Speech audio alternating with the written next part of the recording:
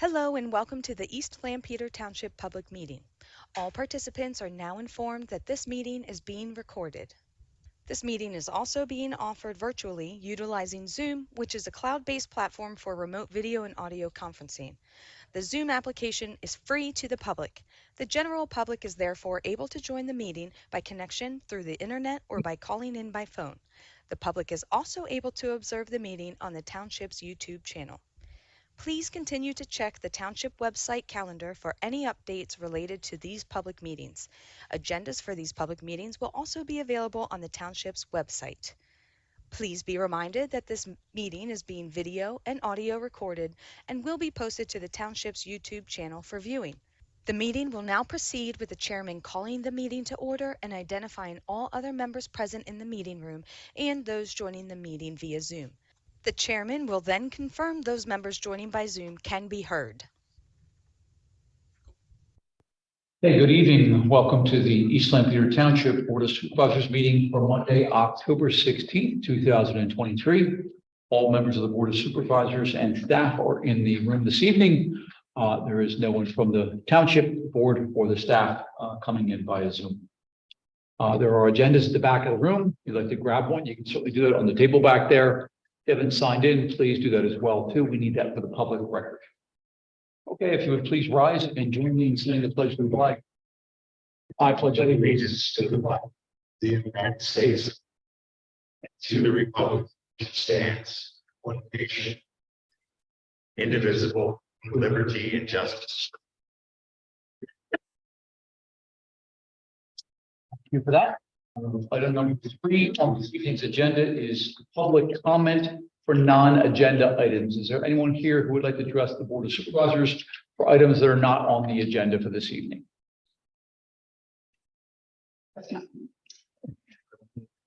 Thank you, Tara. Okay, item number 4 is our consent agenda.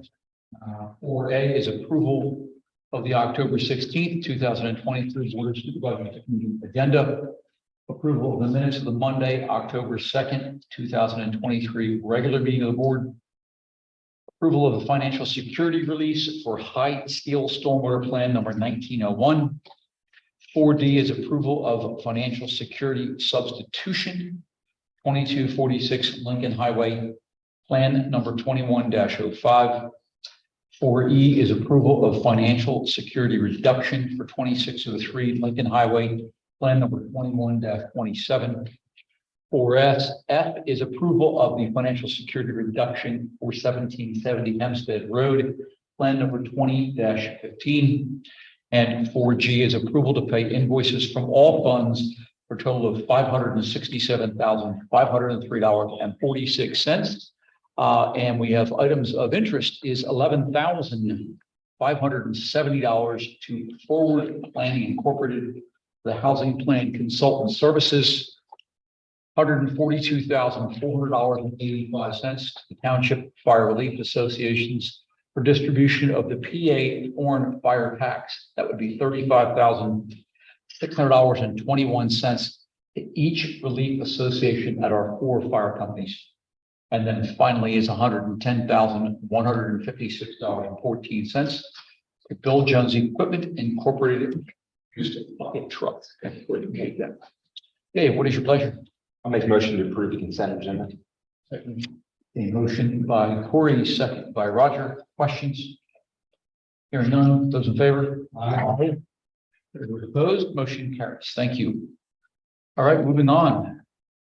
Item number 5, Chief Serby, Police Department recognition. Good evening, gentlemen. Thank you for another opportunity to do some recognition this evening. Can I have Sergeant Brian Clunan, and Sergeant Jeff Nicholas, and SRO John Wood, please?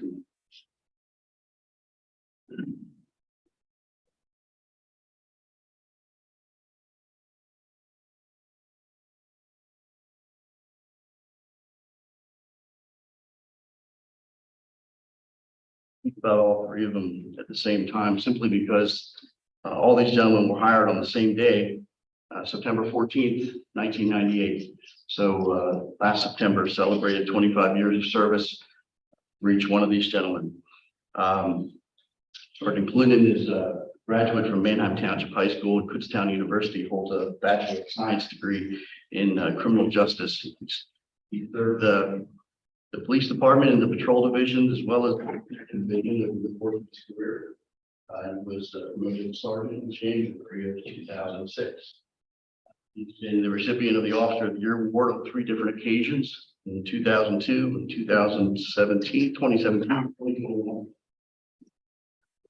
Sergeant Nicholas is a graduate of Columbia Borough High School, as well as Shippensburg University, and he holds a Bachelor of Science degree, so also in criminal justice. Sergeant Nicholas has served in the whole division, as well as 3 years that he served the county with the Lancaster County Drug Task Force back in the mid-2000s. Officer Warner is a graduate of Donegal High School, as well as York College. He holds a degree in criminal justice and also in secondary education. Officer Warner also served his country, was a reservist with the U.S. Naval Reserves, as well as a member of the Army National Guard. He also has been a recipient of the Officer of the Year Award on 2 occasions.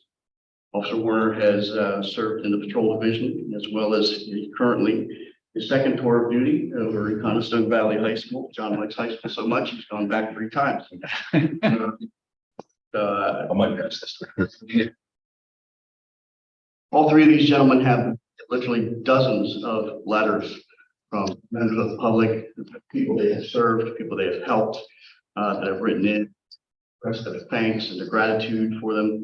And between the 3 of them, they have earned 20 letters of commendation for different heroic acts, as well as solving particular crimes and their involvement in the course of their duties. And I'd like you to join me this evening in recognizing all 3 of these officers for 25 years of outstanding service.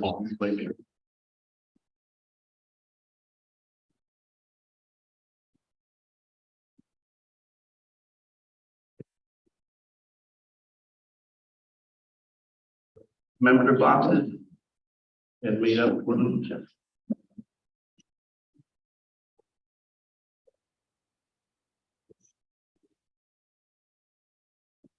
Yeah.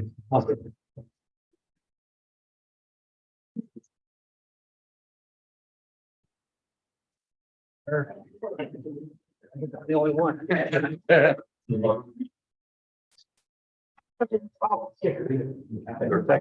Congratulations.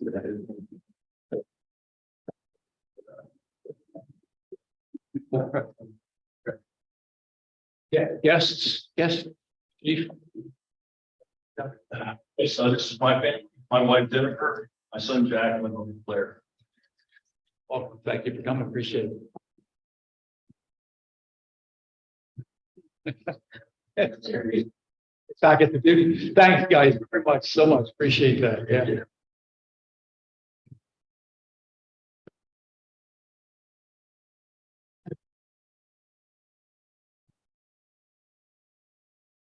Okay, moving on to number 6, old business. 6A, the policy for the board to consider in reference to disputed billings. Rob, want to give us a bit of background and some descriptions? Sure. Staff was asked to prepare a policy, which we did. The draft briefly looked at, discussed by the board. Shared with. We'll give him an opportunity. Comment. John, we met last week, discussed it, and I think I speak for John, but my understanding of John's view on this is that the only concern he has is related to the concept that once the bill is paid, that acceptance of the bill is view customer ought to be able to dispute the bill for how long it's been since it's been paid. Is that fair? Sure. I was just reviewing the policy, facts of my case. Of course, over the many years, I didn't realize that there was anything wrong with the bill. This went back a lot of years. So I was paying bills for many quarters. And so if this policy would be applied to me, and I know there's always exceptions you guys can make. each and every time I paid a bill every quarter, I wasn't really accepting the fact that it was not right. It's just that I didn't know it was wrong. And so that's the part that I would say, I'm not sure that that's, I mean, I'd be cautious about putting that in as part. So, and I mean, I agree with most of what's in here. The other part that I was questioning is that it talks about the property owners required to pay the portion of the bill timely fashion to avoid the application of late penalties and interest on the undisputed amount. So that's okay. You know, if the bill is not in dispute, any part of it that's not, you know, pay it. And so that's fine. So most of the stuff is just administrative, but a couple of things up front. I just don't agree with putting that in. And Ralph, we had a good conversation. It is part of the property responsibility to review township utility charges that go to their property. In my case, from that construction period, I just relied on the engineers and architects and the construction company to make sure everything was in order, and it wasn't quite. And so I didn't go through and examine every detail of every piece of the project. So, you know, when you initially added to the bill because of additional units and rooms, just start paying. So.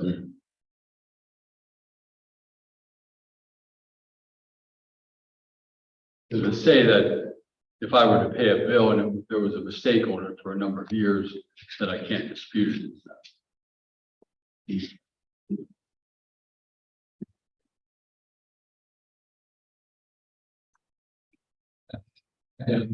And the other comment that I make is there was some discussion last time about, you know, statute of limitations. And I'm not very keen on that. I just think that if a mistake has been made or an oversight has been made or something wasn't quite right in the circumstance that to say, well, we'll give you your money back for a couple of years, 3 years or 4 years, but we won't give your money back for the other 6. Me is just like, it's almost like not fair. Like if you have my money but shouldn't have it, just give it back. Or if I owe you some money, it shouldn't be governed by the number of years that, so it just should be like, give it back. That'd be my sense on that. Okay. Thank you, John. Appreciate you investing the time with Ralph before too. Staff has given us a draft of a utility bill dispute policy. Obviously, you know, we've heard from members of the public, got a chance to review this and step through it with staff as well too. Your thoughts? Well, one thing I was thinking of are the conditions that brought this to your attention, Mr. Smucker, and one of them was COVID. I think you mentioned that there was some extra time to go over things. It was. And a building project, a significant building project. So, you know, it brought to your attention. I mean, we should do, anyone who gets a bill, you should review that bill and double check, but that wasn't really the issue. The issue was how it was arrived at, what you're being charged that you didn't pay attention to before. I'm wondering from staff if, when you look at a period of time that, you know, perhaps we could reasonably say would go by to basically recognize a concern with the bill, what are the problems of not having any kind of time period like that? In other words, if it's wide open at any time to confront that, I mean, obviously there's budgeting being done, there's monies that are coming in. Are there other things that you could talk to them about?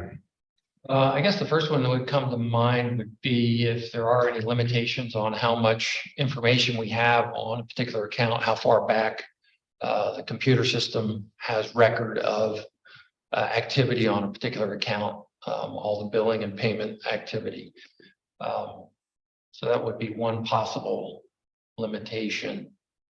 You know, as systems get changed and, updated, that can change over time.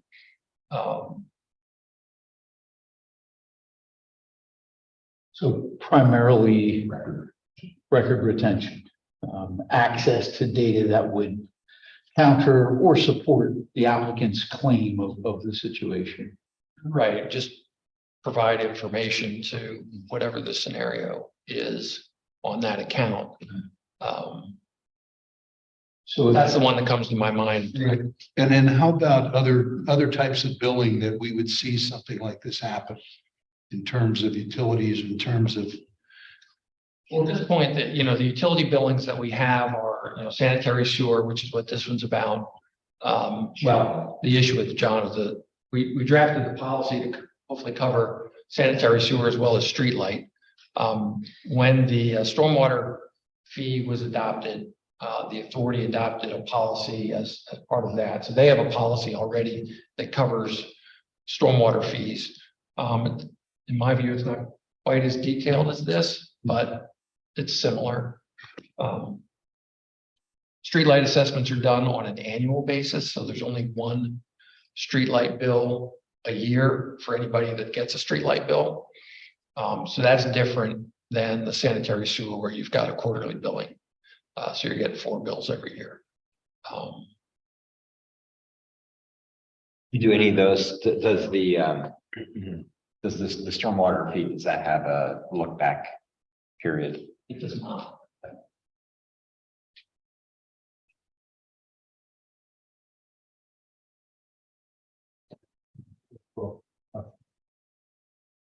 Yeah, I think a policy should have the option to do a look back. Either at the township manager level, if we're setting that as the area of dispute, or the board. And I think it should be at least, reasonable time period based off of available township records. I think works as we should have that discretion. We shouldn't have a policy that eliminates that discretion from this board. Yeah, I would agree that we should have the ability to waive that time period. There's going to be certain circumstances, or there could be certain circumstances where we want to have that flexibility to reasonably waive that time period. Great. Well, I agree with that, especially since you could discover a service, a contractor, somebody we were working with before was making an egregious error or something maybe more nefarious, I don't know, but. So I'm hearing this, a policy that obviously like this, that we have this draft in front of us, but, with, obviously allowing for the board's discretion to adjust the time frame. I think staff, we have been, transferring all kinds of records into a digital space. Obviously, that is, going to continue to be, the predominant place that we're, going for, looking for data, looking for history, for records, and trying what we can to support, a property owner's claim, but also recognizing too that there's probably, a limit to how much we have, or there may be a limit. And back to Ethan's point is, let's give the board discretion to be able to move that time frame. Yeah, if it's not clear in here, we can make it more clear in the language to point that out, that the board has that discretion to waive whatever time period. There's no time period stated at this point in time. So if you want to state a time period and then, have the board obviously have the authority to waive or alter that time period, that's fine. We can write it that way. Or we can write it without a time period at all. Keep it without a time period? No?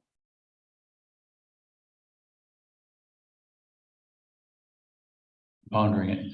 Well, these don't occur that often, is what I'm hearing. They have not. And candidly, I think where I can recall someone challenging a bill amount, it's happened if not immediately, very shortly after the billing goes out. So that's how they've been addressed in the past. I think having a policy is appropriate and should. And being without one, I might say we've been lucky, but yeah, we haven't had a lot of these. As it currently is written, it allows for an appeal to the Board of Supervisors. Yes.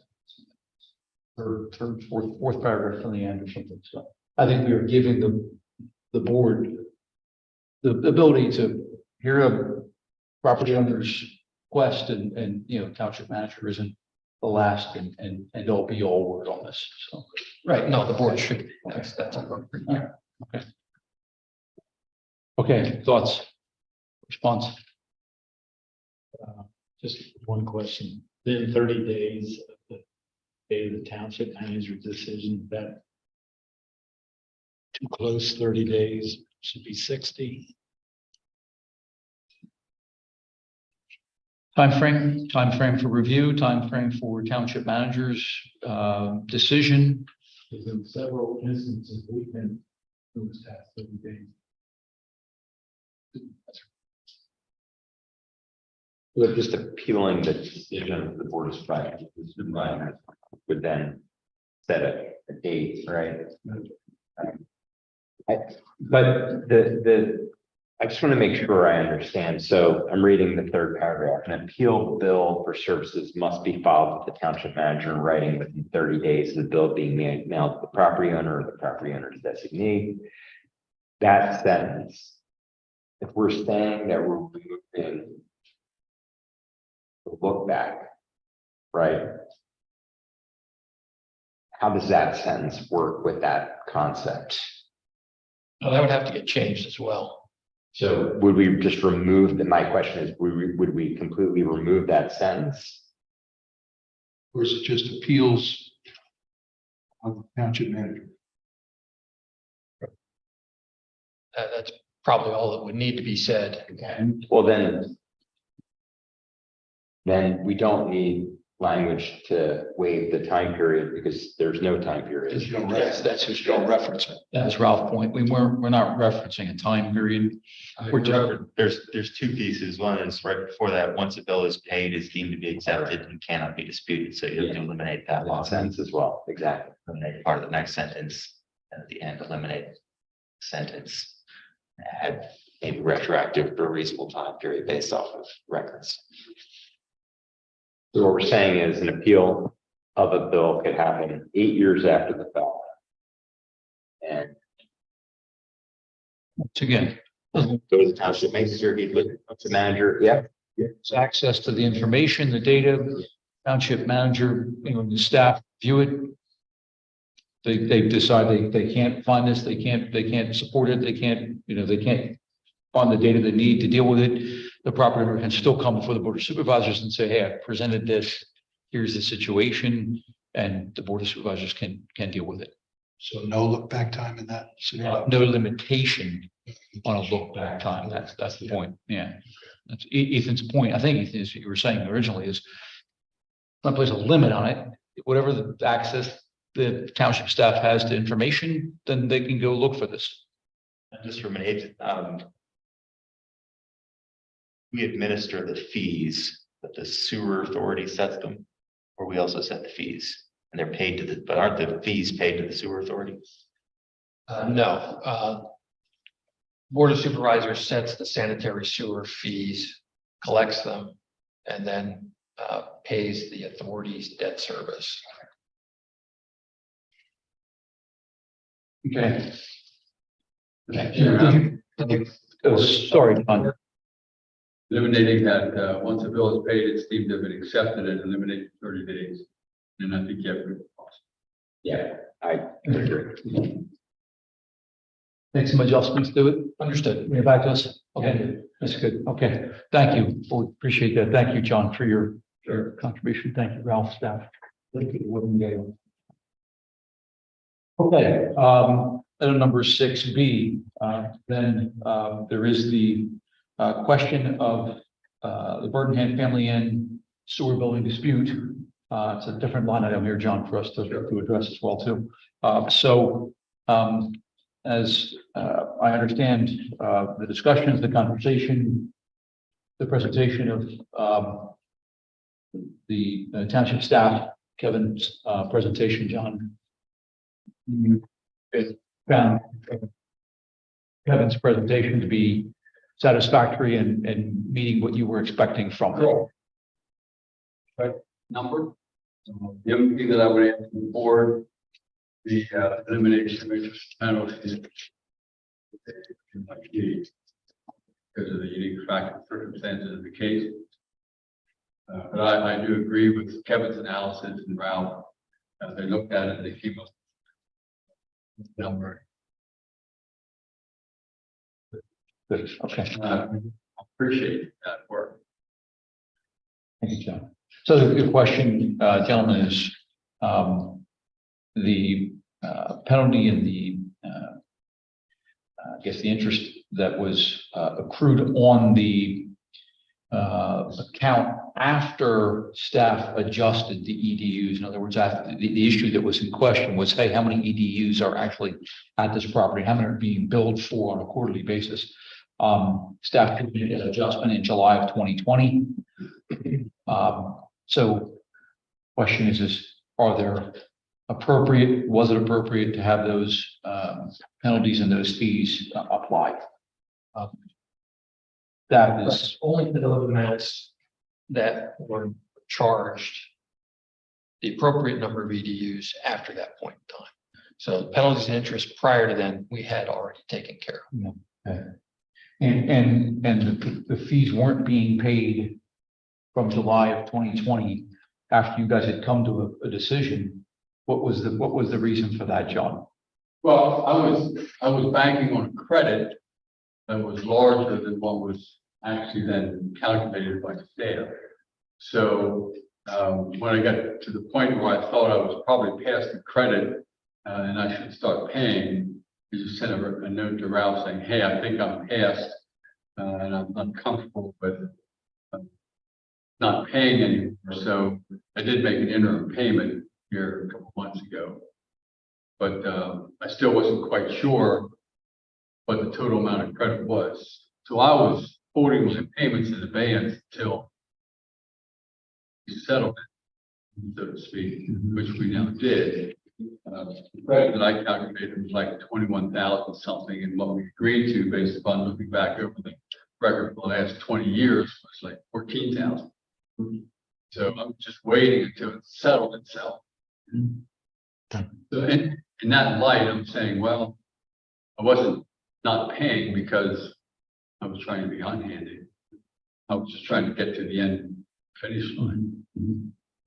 And once again, we have had this happen.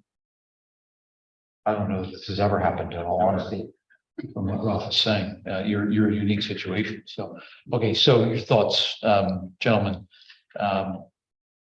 John is asking that we take a look at his mindset, the way he was approaching this, the conversations he was having with staff, or at least his approach to this was to try to come to some sort of reconciliation, knowing that we were coming to some sort of a credit, and therefore was holding his payments in abeyance until we got to an agreement. So your thought, we should have, if we're going to make, if we're going to take action on that, whether for or against the request. So my understanding on this paper, $14,390 is the what is overcharged going back to the very beginning.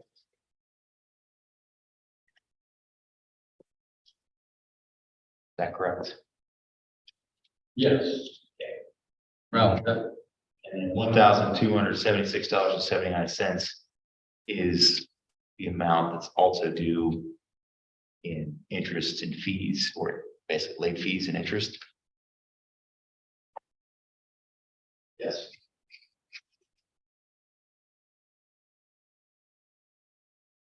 Are you looking for a motion, Mr. Chairman? Yeah, I really should, Ethan. If we're gonna accept that it is as it is, we don't have to. We can, let's say. I'll make a motion to give a credit of $14,390 and eliminate the fees and interest of $1,276.79. Motion on the table. Is there a second? Second. A motion by Ethan, second by Roger. Questions? Concerns? Okay, those in favor? Aye. Okay, the motion carries. Okay. John, thank you very much. Appreciate that. Thank you for working with staff on it. Well, thank you. Having the same thing. You appreciate that. Okay. Okay, item number 7A, a time extension for township review and action, 1929 LaSalle Avenue, Stormwater Management Plan number 23-19. No one here for this, I'm assuming. Okay. Looks like time frame here, 90 days. Applicants offering 90-day time extension to February 3rd of 2024. Make motion to accept time extension for township review and action 1929 LaSalle Avenue Stormwater Management Plan 2319 for 90 days to February 3rd, 2024. A motion by Corey, second by Ethan. Questions? Hearing none, those in favor? Aye. Opposed? That the motion carries. Thank you very much. 7B is a time extension for township review and action. Number 338 Willow Road Land Development Plan number 23-22. Time frame here, 90 days again, taking us out to 90 days from October the 10th. Make a motion for time extension accept the time extension for township review and action 338 Willow Road Land Development Plan 2322, 90-day time extension to January 31st, 2020. Thank you. Second. Okay, motion by Corey, second by Mike. Questions? Those in favor? Aye. Opposed? The motion carries. Thank you. 7C. We have before us consideration to restore Paradise Fire Company to be available to assist our township fire companies. Ralph, as I understand it, Peckaway Township, Paradise Township, excuse me, has gone out, produced workers' compensation insurance for the fire company. Actually, the fire company acquired it themselves. Okay. Paradise Fire. And when we stepped through this prior, had these conversations, one of the strengths or one of the benefits that we see in working with the fire company in this way is because of an asset that they have. Is that correct? Right. Their water rescue asset is something that's important, but their proximity is also an important aspect, especially on the eastern end of the township. Okay. Questions? This is a question. Any of this discussed at EMC recently or? Actually missed the last meeting, so I won't. Things fine? Sense is from the fire companies that this is a positive thing from our volunteer fire companies. Sorry to put you on the spot. Steve, you just want to just step up just a second. Thank you, Steve.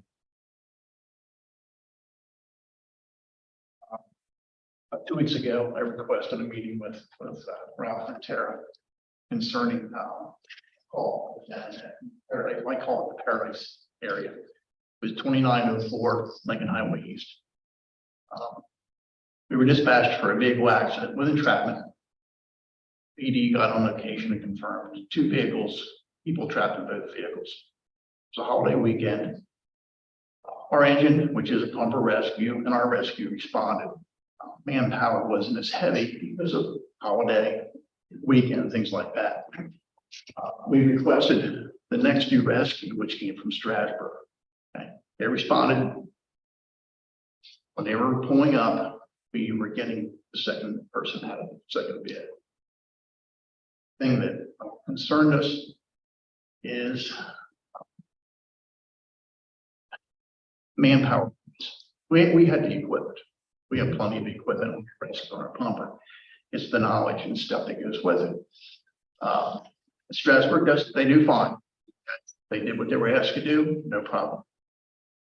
The concern we have is we go down to the Paradise Township line, which is about 400 feet west of Revere Tavern. Okay. We're in Paradise's back door. Me, when I looked at this, I talked to officers. I wasn't on this call. I was going outside looking in and asking questions. And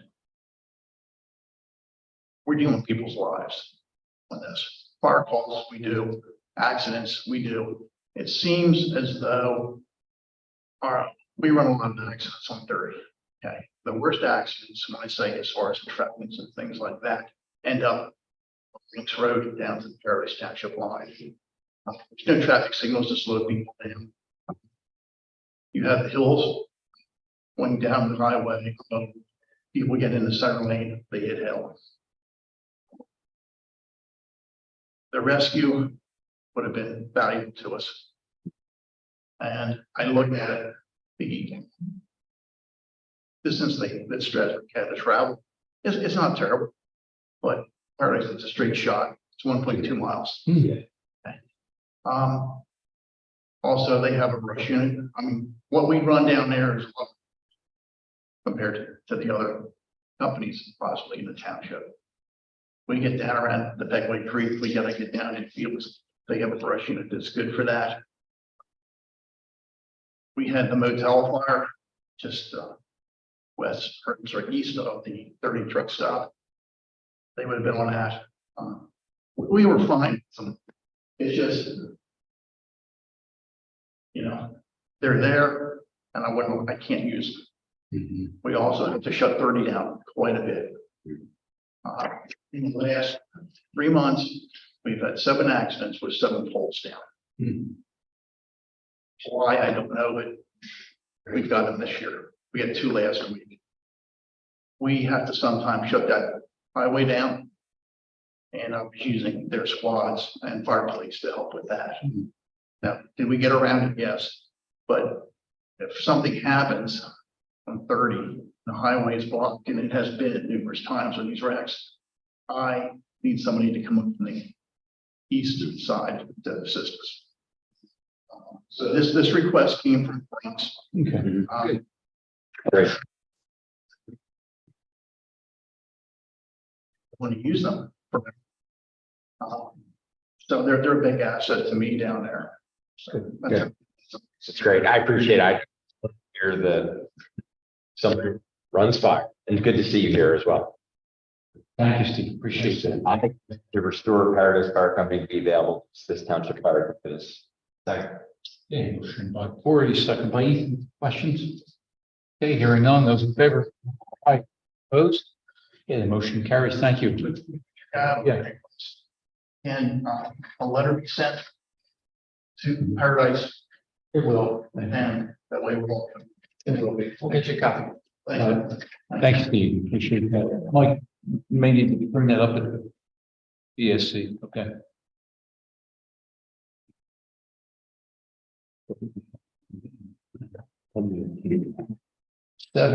Seven D, LAMC cooperative project in reference to a right-of-way ordinance development. Yes, this issue was discussed by the LNP. Initially, I guess I would say at their August meeting. We discussed again earlier that it appears that there are 4 or 5 the LNC that are inclined to go forward with it. It's similar to a project that we initiated this effort and goal a certain number of years ago, and that project pretty much got stopped or canceled. There was a court decision that came out shortly after we got started that changed the landscape of so that project pretty much ended. So this is similar. That point, municipalities as now, municipalities. But the issues for us are still the same of trying to manage what goes on within our rights of way. And Cohen law is, it's their specialty, I guess you'd say. Four of the five municipalities are planning to. 4 or 5.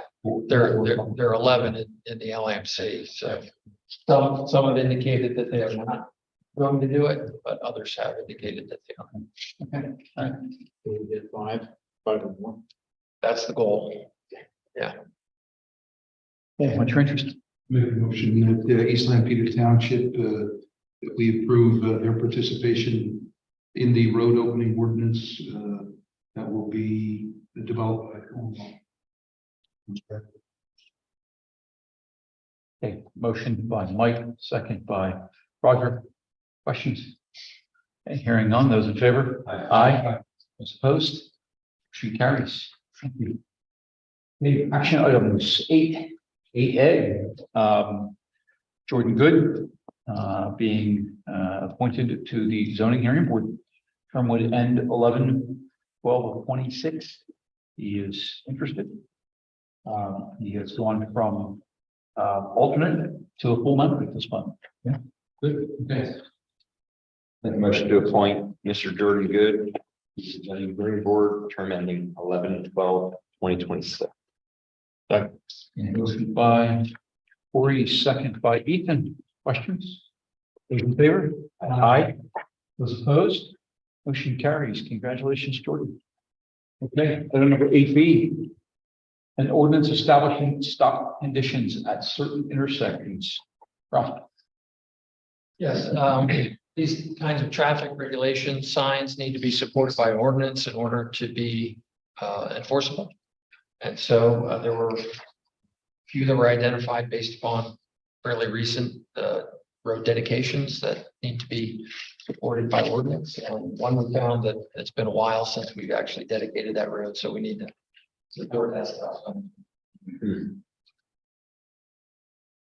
Make a motion to approve the ordinance establishing stop conditions in certain intersections. Okay, motion by Corey, second by Ethan. Questions? Those in favor? Aye. Those opposed? Motion carries. Thank you. 8C. A resolution in reference to the PennDOT multimodal funding application for the Lancaster Heritage Pathway road path extension. That's a mouthful. We had recently learned that our application to DCNR for funding this portion of the Lancaster Heritage Pathway was not granted any funding. Also recently, we learned that PennDOT's multimodal program is opening up and will accept applications through November the 13th, which 4 p.m. Your next meeting is that evening. So it'd be just too late. So we kind of scrambled a little bit and thought that it would be good since we didn't get funding from DCNR. We still have the CFA multimodal application out there. We don't know the decision on that, but we don't expect it. Our expectation is at the earliest that decision will be after November the 13th. So we'd like to suggest that you put in a PennDOT multimodal application. It's pretty much the same as the CFA and everything else effort. The next thing on your agenda, but I'll Those small. $2,000. Cost to do it. Cost to get this all to do it. So. So that is so this would be accepted, so the resolution. 8C, and then we'll get right to 8D, but yeah, 8C would be the resolution itself, so. Yeah, it's our motion. I'll make a motion to approve a resolution regarding PennDOT's multimodal funding application for Lancaster Heritage Pathway Code Path Extension. Okay, motion by Corey, second by Mike. Those in favor? Aye. Opposed? Motion carries. And we need approval of the proposal to prepare PennDOT multimodal funding application with McMahon. Make a motion to approve the proposal to prepare the PennDOT multimodal funding application for McMahon for $2,027. For a second? Second. Okay, motion by Corey, second by Roger. Those in favor? Aye. Opposed? Carries. Thank you. 900 report. Yes, just wanted to remind the board and the public of the calendar for budget season. What is scheduled workshop meeting next Monday, the 23rd, here at 5 p.m. Following that, there would be board action at your November 13 regular meeting to authorize 2024 budget for the 2024. Then adoption of the 2024 budgets is scheduled to happen at your December 18 regular meeting. So that's is planned.